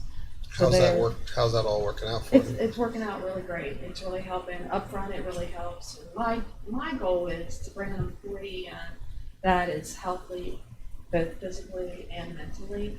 Our job is super stressful, and I don't want to bring someone in that's already has a psychological issue that we can't. That eliminates all of us up here, Jay. So it makes us it's a good thing. It really is. So, and it's already paying off to do the testing. So we're very happy with all the testing that we've established. It's really working out well. And we also added additional licensing for our weapon systems, and that is what we searched for: driver's license, criminal histories. In the 911 center, at the time we only had 1. We have increased that to 3. And sometimes 4 when our teletype administrator's not in the office. So that doesn't mean just one person can do it. It gives them the opportunity to have more people doing these things at once. So our staffing, I alluded to that a little bit earlier. We had approved earlier in the year to hire 5 call takers. We hired 6 call takers. We have retained 5 of the 6. Our next academy begins next Tuesday on the 12th. We are currently down 1 supervisor and 5 entry-level positions. So how's the call takers positions working out so far? They're working great. Katie is one of the people that we So brought Katie, in. how you like it? I love it. Do you? Yeah, it's definitely one of the best jobs I've ever worked. And whenever I'm not working, I'm like, man, I wish I could go back. So you're looking forward to one day maybe moving on up? Or, I would think so, yes. yeah, okay. So most of them are already training to move up, so which is good. So we're moving them along at a pace that is better for them. So it doesn't get everything on them at once. They're learning it in pieces, and I think that's a little less stressful for them. Which was one of the big goals of doing the call taker positions, is basically having the pool to be able to move right into another spot. Yes, and they're actually covering shifts right now. The group Katie came in, they're able to cover some shifts, and that's at a lower cost than some of our senior people, so that's helping us there as well. So the next academy, have you already got applications for that? So we're starting 5 on Tuesday. So Oh, you're starting 5, okay. So we're starting 5 on Tuesday. You approved those. No, I understand. I didn't know whether you're starting to do the recruitment or not. Okay. So we were looking at recruiting again here in the near future. But we would like to, with the people that we already have in with this group coming in, we would have been prior to these 5 call takers crew. We would now just be at, we would be filled. You'd be staffed. And now we are, because of those 5, we're going to continue to look and continue. Paul, it's been a while since it's been fully staffed, huh? Don't say those words. Don't say those words. You and Paul have gone back and revised the training process too, so that it's shortened a little Yes. bit, and we're getting people on the floor a little quicker, so you might want to mention that. And Paula has been intricate, being able to make all these things work. I mean, she's been great to work with and make this process move along. We have adjusted a lot, so this has been a year change. And for the most part, everybody has been moving right along with it, but it is a lot on them. So And just to point out, Jen's anniversary date was September 28th. So that's why I asked her to come in today and kind of give you a recap of what's happened over the past year with she and her staff. we hired 2 quality assurance staff. I'm going to get into that a little bit more, so I'm not going to spend time on that. We contracted with a medical director, which we did not have, which is we have to have for our protocols. So we contracted with a medical director. We separated the teletype and the CAD position. We approved that a couple months back in February, and we hired a CAD specialist. And we just recently hired a part-time assistant custodian of records that does all of our FOIA requests. As Administrator Davis has pointed out, we have more FOIA requests than combined, or with just us, than combined over the county. Oh, So easy. it's a very busy position, and the gentleman we hired for that is working out really well. And a lot of those requests are coming from the judicial side. Correct. Right? Yes, correct. And we moved to a primarily 10-hour schedule about 2 weeks ago. So it's not been without a little bit of bumps, but overall my staff has really adjusted to it. It gives them every other weekend off. So we are working to, provide them quality of life outside of work, and that has hopefully helped them. It's like I said, we're only about 2 weeks into it. So. Well, that's huge. We've always done that in our private business to try to do it, and it just works out so nice. And sometimes, most time, if we did work 4 10-hour days, we work a half day or something on Friday maybe or something like that. But it gives the flexibility having 3 days off, and I would think that would be huge. And it also helps with our staffing. So when I came in, we had 4. So there are some shifts we're up to 8 when we need 8. So it has moved it up, and hopefully the staff finds that it's flexible. You can actually take a lunch break. You're not running, knowing that you only have 3 people sitting in there answering all the calls for the county. So we've been able to look at our call volume and when our calls come in and staff accordingly. So the whole building's getting utilized once in a while? It is, yes, it is. So we just ran into a good problem the other day where we found we don't have enough licenses for our protocol, so we're gonna have to purchase a couple more of those to make sure that. And we just done that, didn't we? We done it for the sheriff's department, actually. Now, did those protocol licenses roll over to them? That's theirs, so she's talking about this. Oh, okay. One of the things this council has stressed for years with our emergency communications center is that the employees, when having some predictability with their weekends, which Jen and Paul at staff worked on this schedule. You've worked on the schedule now for Since probably the end of the year, end of last year, we started working on it. So 7, 8, 9 months, and she would bring in these massive sheets and say, well, this one works here, and they develop that in, because one of the things this council has stressed is the need for these folks to have some predictability in their time off. And then when they had time off, either through vacation or scheduled days off, they could truly count on those as being days off, that they didn't have to worry about getting paged that, oh, we're really sorry, this is your day off, but we need for you to come to work. So they've worked hard to give the staff some predictability, which certainly in the long term will help with morale and retention. So hard that we have major eye strain to the point that where we've had to make sure that we support each other with reading classes. She's got some in her office for me, and I've got probably about 3 in there in case she forgets some. Every time you come in here, Paula, I think you're a new employee. Your hair's always looking different. You keep saying that. You got to turn me on to that beautician so I can get mine done. Yeah. So one of my goals is to try to make this the best working environment possible. And the schedule is a big thing. We're not fully staffed, so we're still gonna have overtime. But we saw with this new schedule that what we would have had to have filled during this last 2 weeks, we filled half of that instead of all of it with overtime. So right now, it's already paying off, and hopefully, the employees, they're starting to see that as well. So, we'll back up. You hired 6 call takers. You got 5 working right now that's doing well, or they're there, right? And you're going to hire 5 more. So you have thought process already that the 5 that you have may move on up, and the other call takers will come in. Mm-hmm. Okay. Certainly, yeah. Great. That's what they shouldn't stay a call taker forever. I mean, there might be a time where we find that there is somebody that is where their best position, and we might, at that time decide, but the goal is, because of advancement, we want to provide that advancement, and that helps them. Well, your occupation has probably the fastest chance of being advanced than any other that we know of. It does. You know. It does. Yeah, we're very lucky.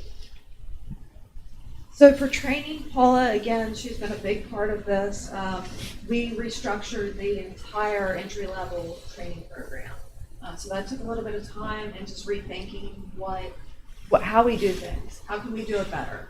So Paula and I spent a lot of time doing that. We do all the required certification classes now in the academy, where before they could be months waiting for that.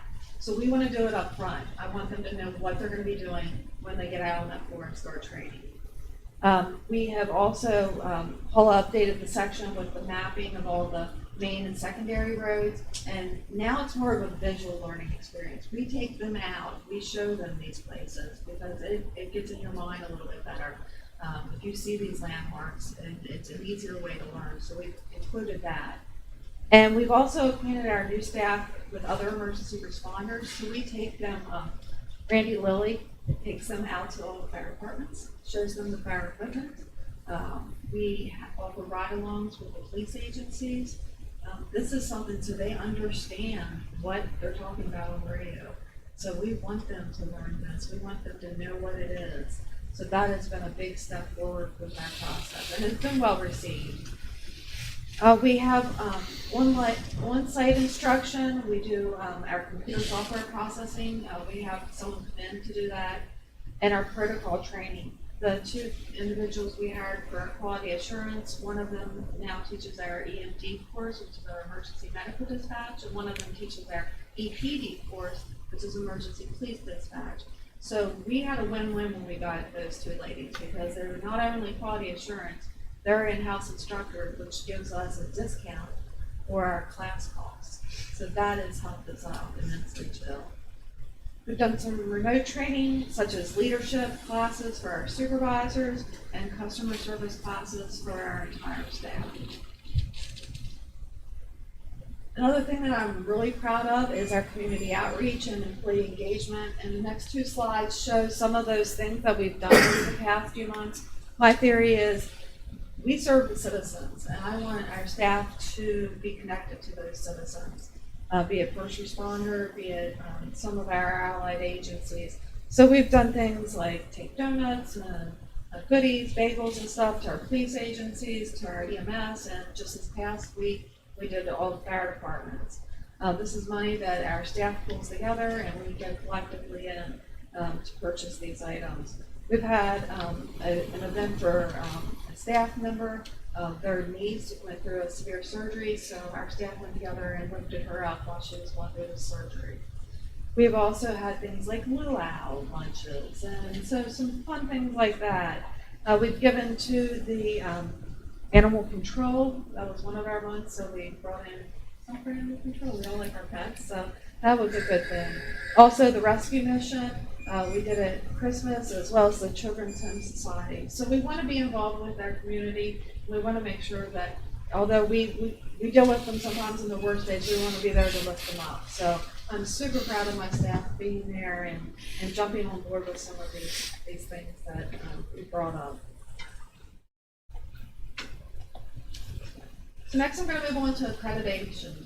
So this is a very big goal of mine, which I hope to see through by this time next year. I'd like it to be a little bit earlier, but we have to go through some steps. Our accreditation is through our protocol. They're an International Academy of Emergency Dispatch. We began the program back in March with our quality assurance. And so with that, we review random selected calls for service. So every week, they're going in and pulling a specific number of calls from each of the protocols, and they're reviewed. They provide, my QA staff provides weekly, sometimes daily interaction with the staff to tell them how they're doing, what they can improve, ways to help them handle certain types of calls. Actually, today we're having some of our committee meetings. We have what is called a dispatch review committee. It's made up of mid-level responders as well as our quality assurance staff. And they need to look at developing policies And then that boards on to the steering committee, which is made up of all the high levels, law enforcement, medical director, and then we approve the policies. I, in the end, approve them, but they are recommended to me. They provide training, again, the QA staff, they are trainers, so they are qualified to help our staff learn some of the things that are new to them and how we can improve. The one-on-one meetings with QA staff, and again, I probably look back to my staff, that has been something that has been immensely beneficial to all of them. And they have really learned and have done well. And I'm going to show you how well they've learned and done. So we have on these graphs here, you're going to see from March 28th to April 25th. That was the first month that we completed this. And the red and the yellow you don't want to see. You want to see green. So I will just say, we don't want it to look that much like a Christmas tree. But we just ran the statistics for the last month, August 31st to September 30th. And you can only see one red square in there.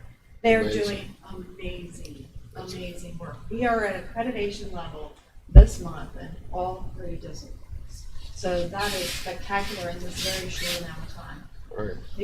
My staff members have really been working so hard to do this. Great job, ladies. Really. Great work.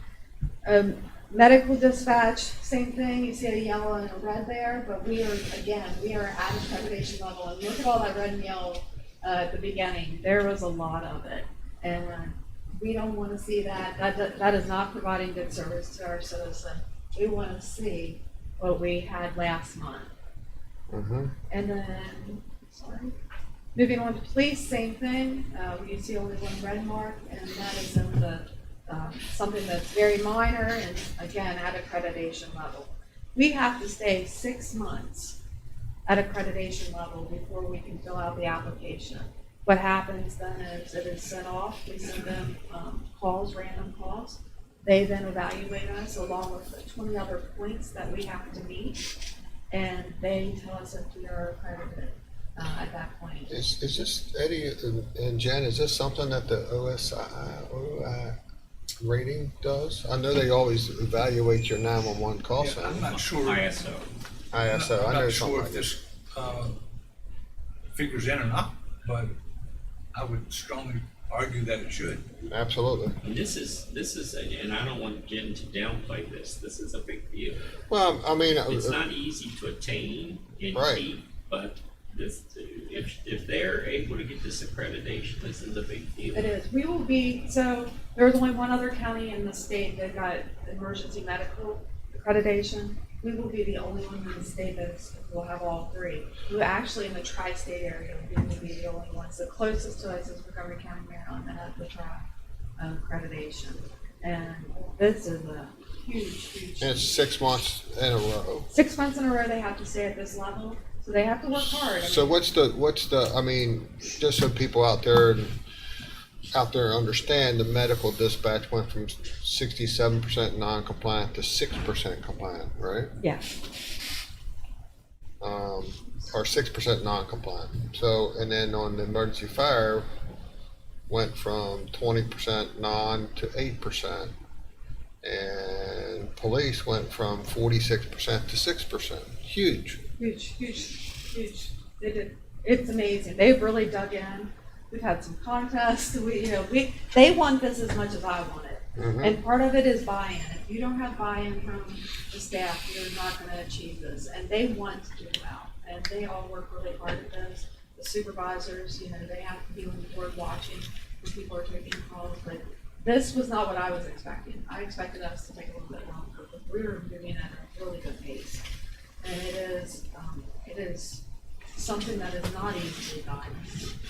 It is something that I think they'll be super excited when they do get it. We have to keep it up. It's not just a thing that you just get and you just drop off. This is, so we are providing the best care to everybody. We certainly get plenty of practice. You get plenty of practice at taking calls. They are getting Get plenty a of process. practice. They are definitely. So just lastly, I'm going to go over what's in our future. Next Generation 911. That is being able, it provides electronic media to the 911 center, such as text, video, and it'll also give us the opportunity to go out and look at other vendors for pricing for this service. Because right now we only have one phone vendor that we can go to, so this will give us opportunity to go out and solicit and get the best for us as a county. The accreditation, which I spoke of, that's what I see coming in the next, I'd like to say 6 months, but that's probably 9 months. It's probably where we're at to get the whole process completed. We are getting a video wall that will be in the center, thanks to the IT department. What that will help with is we will be able to display some things. It's nice for our staff to be able to look at some of those cameras on 81 when there's an accident. So they'll be able to view stuff like that. They'll be able to view different CAD screens collectively as a group. So there is some huge benefits to that. They'll be able to watch national news when there's a big event, the Weather Channel. Those types of things that we can present to them that are beneficial to them. And we are also getting something that's called staff light, and that light will be on the back of each workstation. And what that will allow is the supervisor and everyone else in the room, they will know when another person is on the phone. So a light will illuminate a certain color when they're on the phone, so someone like me doesn't come behind them and rudely interrupt them while they're taking a 911 call. So we'll know when they're out of the room. Someone can look up, like they're on break, they'll know that someone's out, they can't ask to leave the room. So it's a good informative way. Since we're using a lot of the room now, it is also good when the supervisor can see an illuminated light, like a red light that says, hey, I need help, without yelling across the room or trying to get their attention. That red light comes on, the supervisor will see it, and they'll be able to know they need to get over there to help them. So that's some of the stuff that is in our future. Things to come in the next year, hopefully. A lot of these things will be working that way. And I'm here to answer any questions that you have. Anybody have any questions or statements for Jen and her staff? I'd just like to continually, and once again, thank you all for what you do. I know you have a very high stress job, and just like with you folks, basically being able to hold the hand of the mom or dad throughout your process is critically important.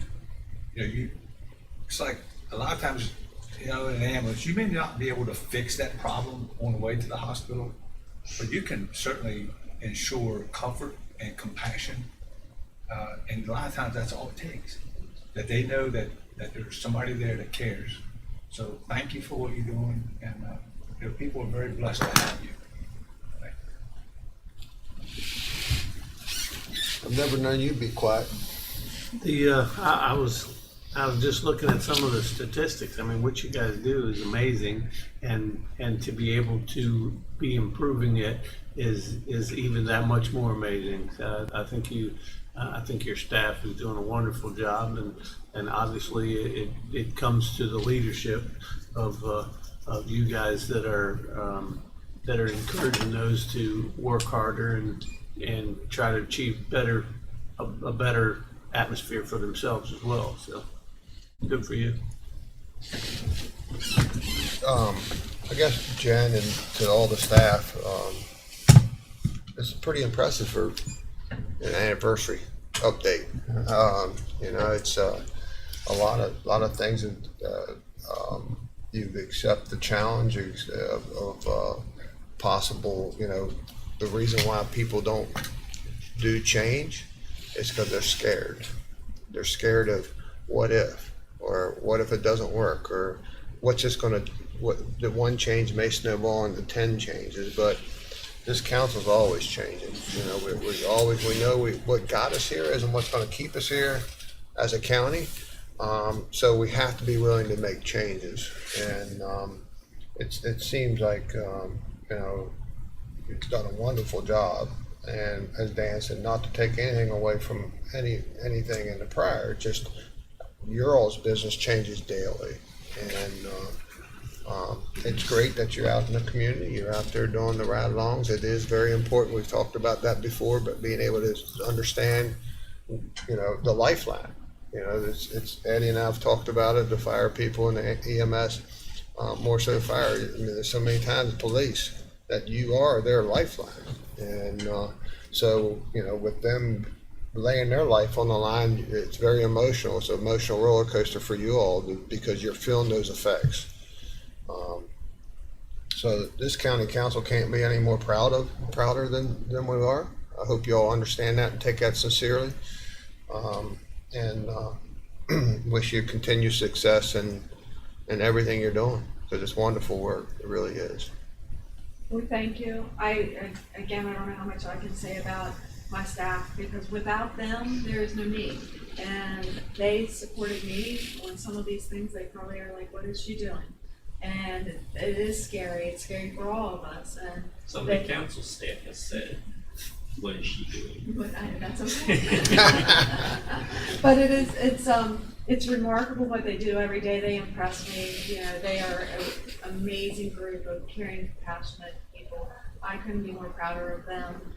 My administrative staff, you know, Paula is my right hand. She has helped me through this past year more than I can express, and the rest of my staff, and those that I work with, you know, the council, with Administrator Davis, with the IT department, with Randy Lilly's department. You know, it's just been, the support that I've been given is great, because again, without that support from both sides, I would not be successful.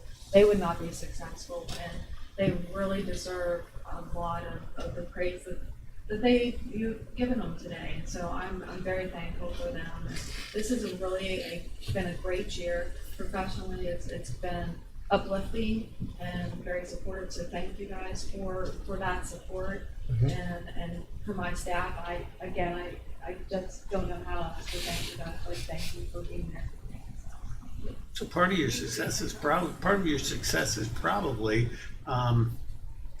what Doug was talking about is fear of change. You know, you teach all of these employees they don't have time for fear, so they just keep moving and keep pushing forward. The same thing they do when they're live in front of those screens is keep moving, keep pushing forward, and do what you got to do. So, yeah. Well, thank y'all. Thank you. Thank you so much. All right. Any of y'all want to say anything? Paula? Anybody? Our administrative staff is amazing. They communicated with us and brought us through all this, and it's impressive. It's very rewarding. Yes, absolutely. Well, great. All right. Well, thank y'all. We're getting ready to go into executive session and discuss some business. So, any items from the public before we go into executive session? All right, need a motion to go into executive session for legal matters, potential litigation, and small thing on real estate. So moved. Second. We are in executive session. Now we don't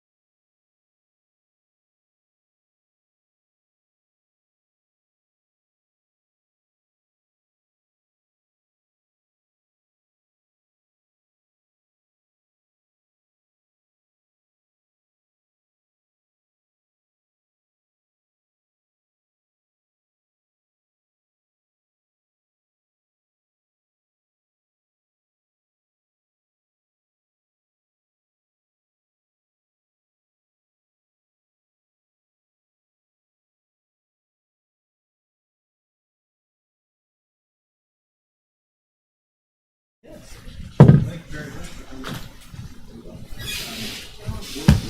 Thank you guys for taking the time. All right, we're back in session. No action Yeah, taken okay, out I of mean, executive best we session. can find quick. Somebody do the honor of saying recess. Feel better Move to recess. than I did. We are recessed. Think about it and Kind of unusual to ask somebody other than him. I said, are you?